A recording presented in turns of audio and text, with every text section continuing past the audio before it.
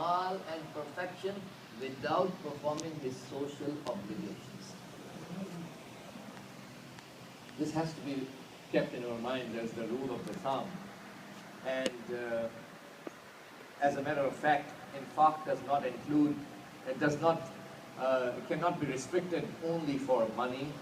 In Islam, infaq also includes the concept of spending and giving away, and the charity also includes the isar concept of Islam, that we are ready to sacrifice other than our money, including our life. This all included in the wide concept of infaq in Islam. And the verses of Holy Quran which I recited in the beginning, from the beginning of Surah Al-Baqarah, where Allah subhanahu wa ta'ala says, ذَلِكَ الْكِتَابُ لَا رَيْبَ فِيهِ, that book, there is no doubt in it. هُدًى لِلْمُتَّقِينَ, a guidance for the pious. And then Allah says, الَّذِينَ يُؤْمِنُونَ بِالْغَيْبِ. So those who believe in the unseeable,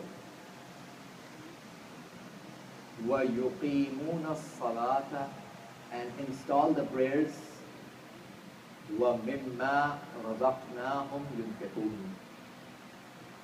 Based on the tafsir that the min is tab'idiyya, they give away some of what we have, some of the risk that we have provided them.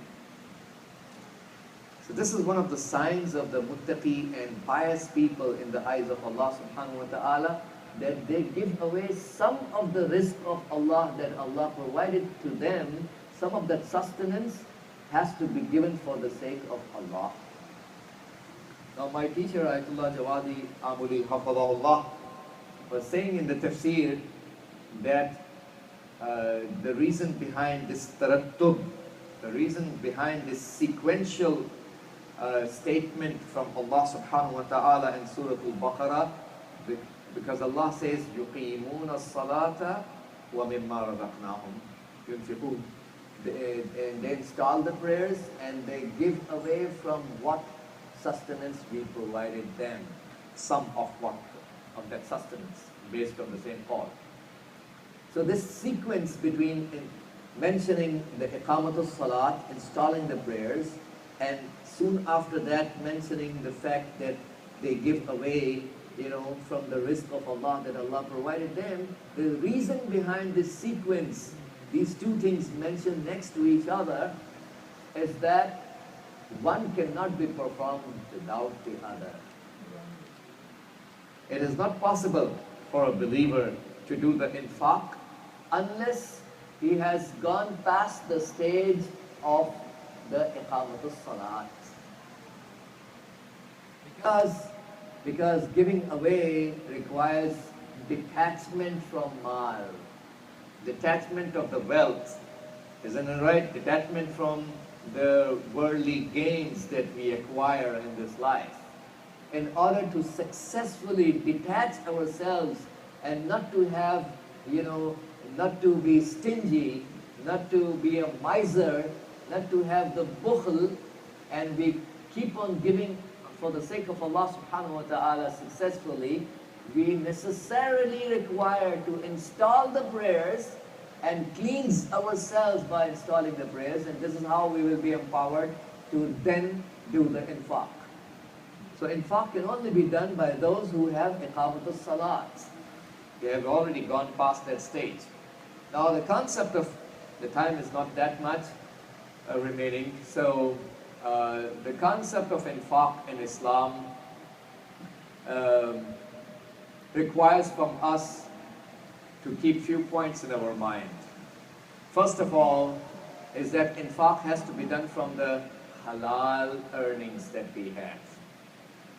Anyone who gives away from his haram earnings is not considered to be infaq in the dictionary of Islam to begin with. That's not called infaq. Quran is very clear when it says that أَنْفِقُوا مِنْ طَيِّبَاتِ مَا رَزَقْنَاكُمْ. Give away from the tayyibat, those tayyib things that we have given to you. So infaq is not from khabisat. Infaq, the opposite of tayyibat is khabisat. Infaq is never from the haram money. Infaq is always from the halal. So the halal is actually considered to be rizqullah subhanahu wa ta'ala. Someone who earns the haram from the haram sources, Allah did not sanction him to earn that money. Yes, everything happens with the will and mashiyyat of Allah subhanahu wa ta'ala, but this is what Allah made it haram upon the humans. Isn't it right? So that's not considered to be the risk of Allah. Haram earned money is not the risk of Allah subhanahu wa ta'ala that He has sanctioned. So we are not allowed and we are not supposed to give away from the haram money. The second thing that we need to remember as we are discussing the concept of infaq and spending for the sake of Allah in this light, and these are some of those best occasions to understand the concept, what Islam has to say about the concept of infaq. Quran says, Surah Al-Isra, وَلَا تَجْعَلْ يَدَكَ مَغْلُولَةً إِلَىٰ عُنُقِكَ وَلَا تَبْسُطْهَا كُلَّ الْبَسْطِ فَتَقْعُدَ مَلُومًا مَحْسُورًا. Don't let your hands be tied to your neck and don't expand it kullal bast, full extension, in other words. So this is what our scholars have mentioned, that when it comes to infaq and spending for the sake of Allah, there has to be, we need to avoid ifrat and tafreet, the two extremes in spending. Isn't it right? In the history of Ahlul Bayt alayhi salam, we learned that Imam Hassan al-Mujtaba alayhi salatu wasalam Allahumma salli ala Muhammad wa ali gave Muhammad. away half of his belongings 2 times minimum, according to the narration, for the sake of Allah subhanahu wa ta'ala. Isn't it right? So maintaining the tawazun and balance. Islam is not asking us that you give away everything of your house and tomorrow you end up begging on the street. So there has to be a balance in our spending pattern as well, avoiding the ifrat and avoiding the tafreet. One of the two extremes, both of the extremes need to be avoided. And there was one person passing away in the time of Rasulullah sallallahu alaihi wasallam. Allahumma salli ala Muhammad wa ali Muhammad. He died, and Prophet was returning back from his burial. As he was returning back, he found some of the children were begging on the street. Prophet is rahmatan lil alameen. He cannot tolerate this kind of behavior and things present in the Islamic government, the first government of justice, al-adalatul ijtima'iyya, the government of divine social justice phenomena of Quran ever established was the government established by Rasulullah. And Medina was the capital and he was the first hakim and ruler. So you find when a prophet was told that these are the children of the same person whom you have just buried. Minutes ago, he's coming back from the burial of the same person, Muslim guy who passed away, and these are his children begging on the street. And Prophet says that, in other words, if I knew that this is the same person, I would not have allowed him to be buried in the Muslim graveyard. So what do we understand from that? The same thing that we are talking about right now. There has to be a balance in avoiding the ifrat and tafreet in our spending patterns. There has to be a tawazun, a balance in that. The third thing, I wish I had more time to elaborate, but I have to say a few more points. So let's move forward on the next thing that we need to remember when it comes to the concept of infaq in Islam is that we consider ourselves as operatives who are operating the amanat of Allah. So we should never end up thinking that we human beings are spending something that belongs to us. It's my money, that's my wealth. This kind of thinking has to be totally eradicated from the minds. It's not our money, it's an amanat of Allah, and we are His vicegerents, His deputy, His Khalifa, working in His proxy, in the proxy of Allah subhanahu wa ta'ala. to take care of his amanat and do it the way he commanded. Because Quran says, أَنْفِقُوا مِمَّا جَعَلَكُمْ مُسْتَخْلَفِينَ فِيهِ. Spend from which Allah made you mustakhlaf and khalifa. So we are the khalifa of Allah when it comes to the money.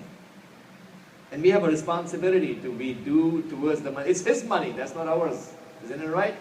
So we have to take care of his rulings and teachings. And just like if you give me $100 and you say, Maulana, okay, can you please give this $100 to my wife?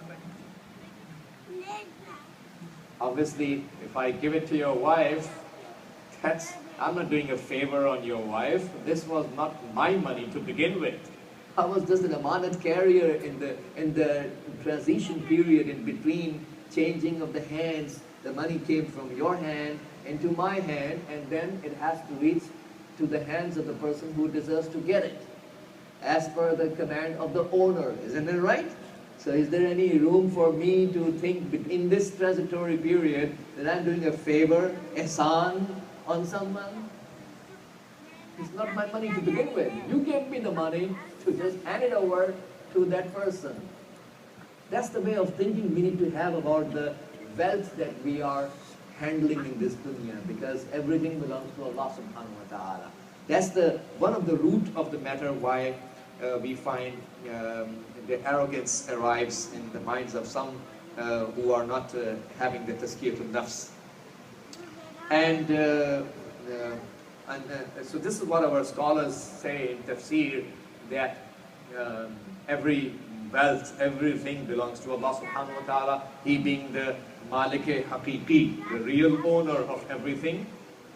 Although we believe the Milkiyat and I'tibari, those ayat of Quran that deal with tijarat, those ayat of Quran that deal with the irs and inheritance, you can learn in the light of some of those ayat that we are owners of that money.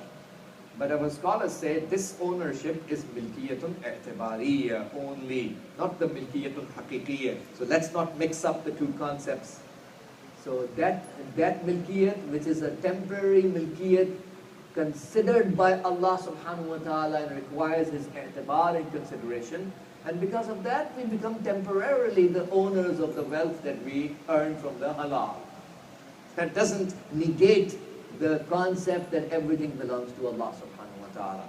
So this has to be also very clear in our minds. The difference between milkiyat i'tibariyya, which is also proven in the light of some of the verses of Quran, as compared to the milkiyatul haqiqiyya, which is all inclusive. The next thing that we need to remember, that infaq is not related, spending is not related to money. If you just look at the verses of Holy Quran, I wish I had time to mention all the verses one by one, but I don't think we can make it. So I'll just mention what implies, the implication of those verses. Some of the ayat of Holy Quran are clear to understand. We can understand in the light of those ayat that there is a tasrih, there is a clear ruling about the infaq related to money. That's the first category of ayat.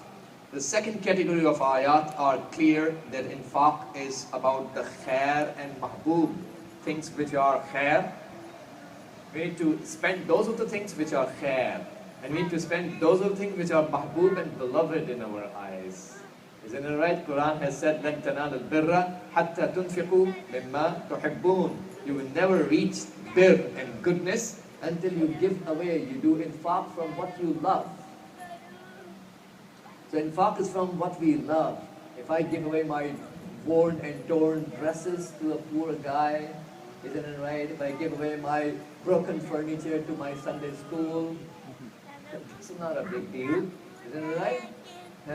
My teacher used to say in his tafsir lesson, that giving away the used stuff, is not the Siratul Mustaqim. Siratul Mustaqim of Ahlul Bayt alayhi salam is giving away from things that you love the most. This is what they used to do. When it comes to spending for the sake of Allah, they used to give away the things that they loved the most. You know, Imam Sayyid Ayleya Salam, for example, Allahumma salli ala narrated in the narration Muhammad that wa ali Imam Muhammad alayhi salam wajil. kana yatasaddaq bis-sukkar. He used to give away the sadaqah of sugar. And when somebody asked him the reason why are you giving sugar as sadaqah, he said, because I like it. You know, so he's giving away things what he likes. Things that you like for yourself. Things that you love for your own self, your own children. The kind of dresses if you're buying for orphans, don't send them the dresses that you yourself or your own kids don't even look at those dresses. Isn't it right? This is the way meaning. I remember the teacher of Imam Khomeini, Ayatullah al-Uzma, Sheikh Abdul Karim al-Ha'iri, Muassis and founder of the Hawza of Qum, Muassis of the Hawza of Najaf, Sheikh al-Ta'ifa, Sheikh Abu Ja'far al-Tusi, rahmatullah alayh. Muassis and founder of Hawza of Qum al-Muqaddasa is Sheikh Abdul Karim al-Ha'iri, rahmatullah alayh. A great person. Both of them are very great. He never had children. And he raised an orphan. And later on, in his later age, Allah gave him a son, who also later became a mujtahid, Ayatullah Sheikh Murtada al-Ha'iri, a very big mujtahid. And he raised, by that time he had already raised an orphan, and he had said to his son, whatever kind of food you buy for yourself, buy the same food for him. Whatever clothes you buy for yourself, we have to buy the similar clothes for him, without a difference. This is the way we need to operate. This is called justice. Instead, what Ahlul Bayt alayhi salam were doing is way higher than that. Amir al-Mu'mineen alayhi salam is buying 2 shirts, and then he asked his servant Qambar to take away the better of the 2 shirts for himself. He says, salawat. Allahumma salli ala Muhammad wa ali Muhammad. Better one. So Imam Ali alayhi salam is feeling haya before Allah subhanahu wa ta'ala to give himself the tarjih and preference over Qambar. What is the level of Qambar in front of Amir al-Mu'mineen alayhi salam? Who can be compared? But look at the azamat of Amir al-Mu'mineen, how much tawadu he has towards his own servant. That he feels haya in front of Allah to give preference to his own self over his servant. So he's asking the servant to take the better shirt. This is the kind of highest possible levels our Ahlul Bayt alayhi salam have raised the bar so high that nothing can parallel their highness. So the second category of ayat of the Holy Quran, some of the ayat deal with the infaq of khair, and infaq, giving away of what is mahboob and beloved. The third category of ayat of Quran about the concept of infaq is related to the risk. That means we need to give away from the risk. Although the word risk in Arabic language is not restricted to the, to basically wealth and mal, it also includes ghairul mal, something which is other than the wealth is also included in the word risk. We have frequently used the word risk in Arabic for a rizqul ma'nawi, the metaphysical food, isn't it right? Not just the wealth, which is definitely a physical entity. So that's the third category. And the fourth category of ayat in the Holy Quran, when it comes to the concept of infaq, deals with the concept without mentioning bidun zikr al-muta'allaq, how they say. So it does not specify, give away what has not been mentioned. And that's where our scholars say in the tafsir that those ayat of Quran will be taken in the hukm al-itlaq. They will be mutlaq in their application. So basically, whatever we give away for the sake of Allah will be counted. Now, before I come to the end of my speech, I would definitely like to mention a hadith from Amir al-Mu'mineen alayhi salam. He says, Allahumma salli ala Muhammad wa ali Muhammad. Where he says, according to this narration, that al-ilmu afdalu min al-mal bi-sab'atin. Please pay attention, especially my youth. I want to give you a takeaway message. whenever we attend an Islamic lecture or majlis or gathering, we need to have a takeaway message with us. Isn't it right? So we can apply that message throughout our life. Teachings of Ahlul Bayt are eternal. Nothing can invalidate its authenticity and application.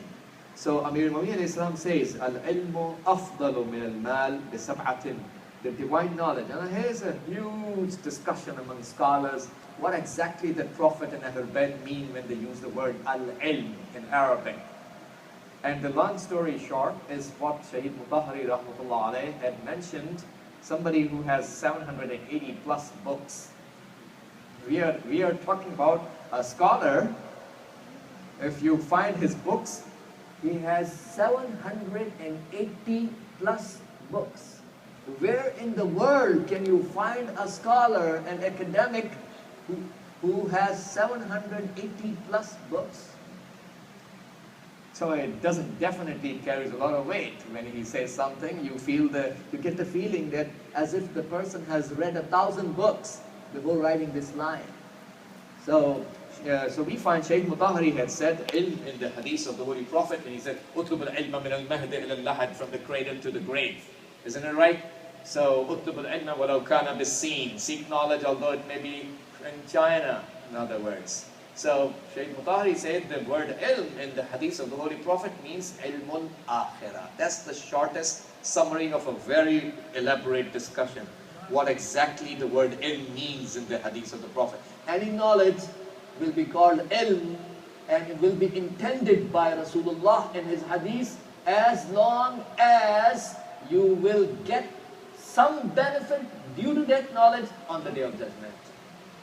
Only then it is included in the hadith.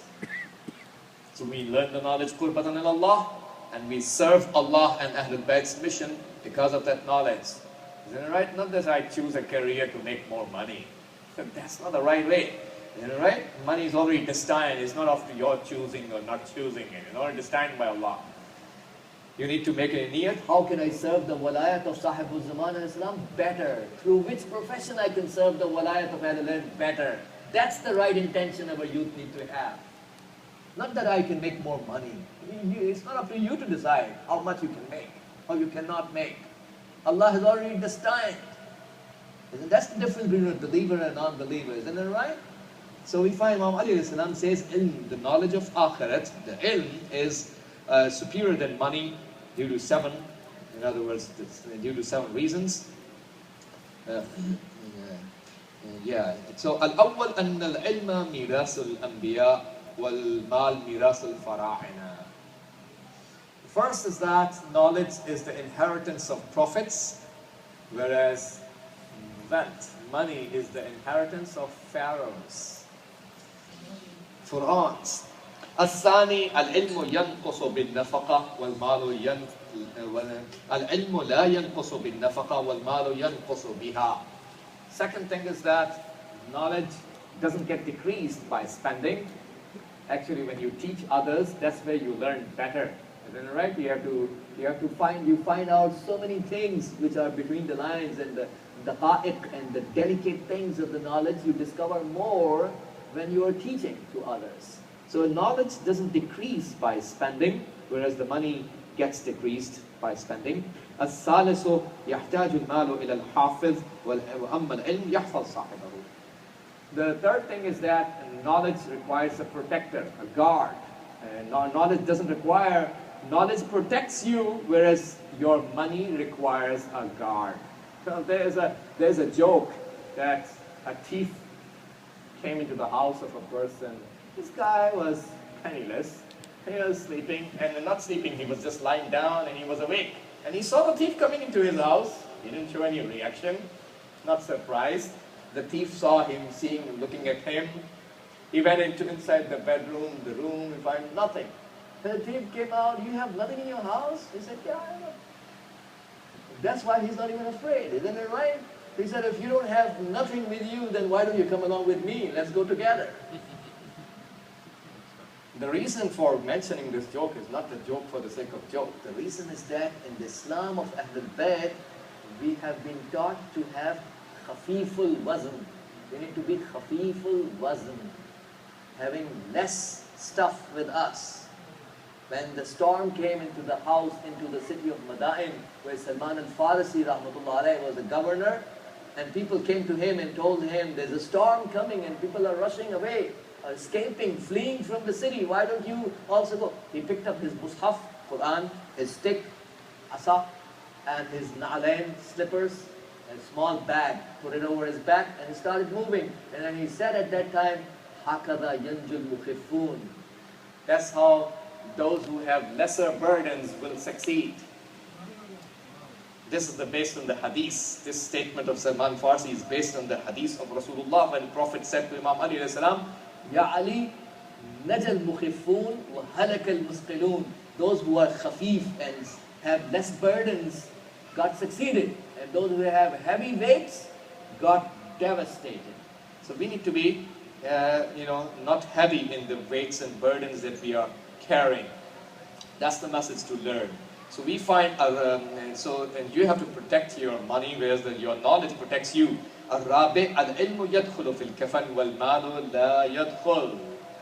Knowledge enters into the kafan, whereas wealth does not enter into the kafan.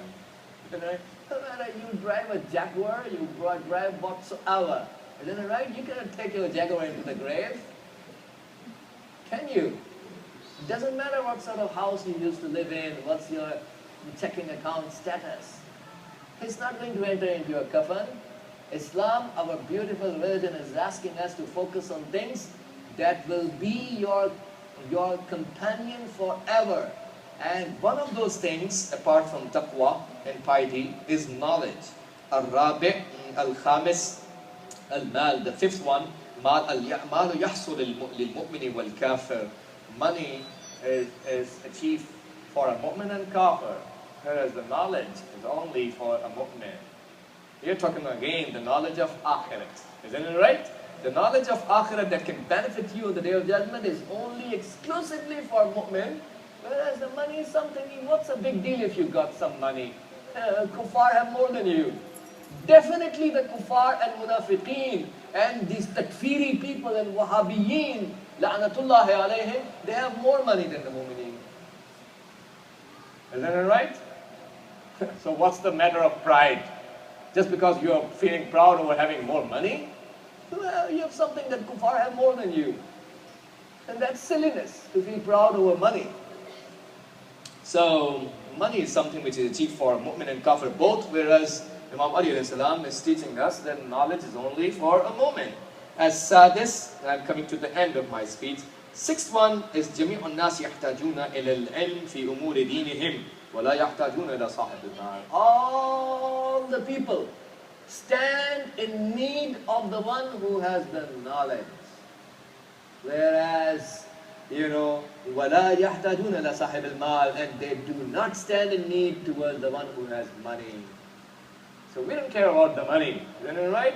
And in Arabic there's a proverb, خِيَارُ الْأُمَرَاء مَنْ أَتَى عَلَى بَابِ الْعُلَمَاءِ.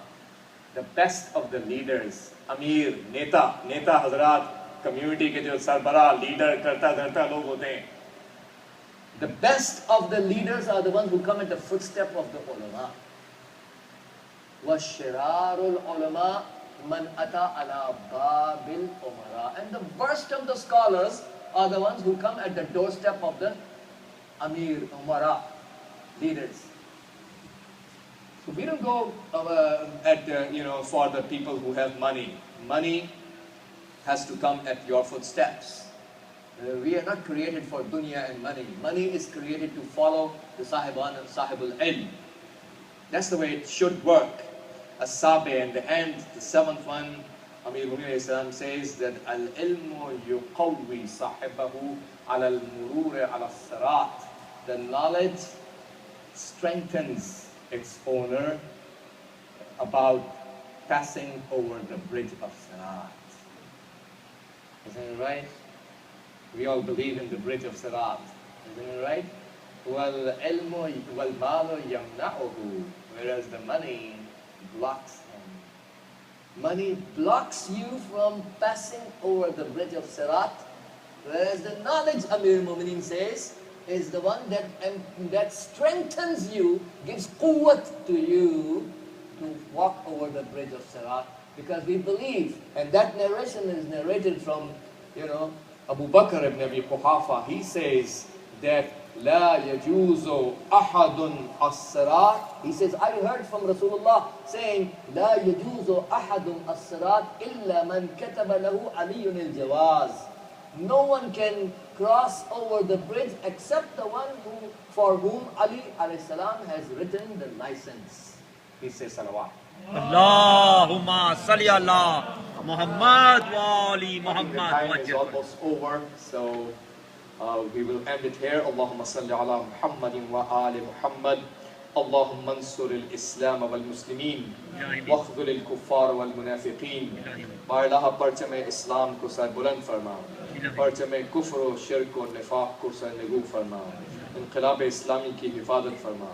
تمام علماء ربانیین، تمام مراجع کرام، بالخصوص رہبر انقلاب کا سایہ ہمارے سروں پہ برقرار رہے. تمام مجاہدین اسلام کی توفیق میں، بالخصوص جو سیدہ زینب سلام اللہ علیہا کے حرم کی سلسلے میں دفاع کر رہے ہیں، ان تمام مجاہدین کی توفیقات میں اضافہ فرمائے. تمام مومنین کی جان و مال و آبرو کی حفاظت فرمائے. تمام مومنین کو وظائف شرعیہ پر عمل کرنے کی توفیق عنایت فرمائے. تمام مومنین کی مشروع حاجات کو پورا فرمائے. اور اللہ ہمیں اس وقت تک اس دنیا سے نہ اٹھا جب تک امام زمانہ ہم سے راضی نہ ہو جائے. ان کے ظہور میں تعجیل فرما. ہم سب کو ان کے انصار و اشیاء میں قرار دے. ربنا تقبل منا انك انت السميع العليم بجاه محمد وآله الطاهرين. Allahumma salli ala Muhammad wa ali Muhammad.